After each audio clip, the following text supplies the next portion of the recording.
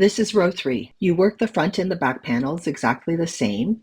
The collar is different only in the way you work the stitches near the end of round. I'll just work these first few stitches so I get to the weave pattern. The first 2 stitches are design stitches in the main color. We're going to change these stitches to become contrast colored stitches by knitting through the back loop with the contrast color only.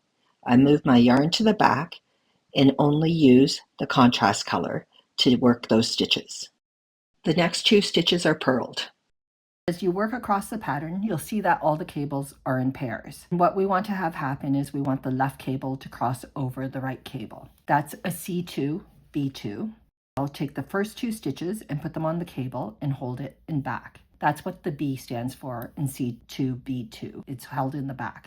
I'm going to work these 2 stitches in the main color. I have my marl in the back, and then I'm knitting through the back loop of the next 2 stitches with the dark green, my main color. And then from the cable needle, I'm going to knit through the back loop of those stitches with the light green, which is my contrast color.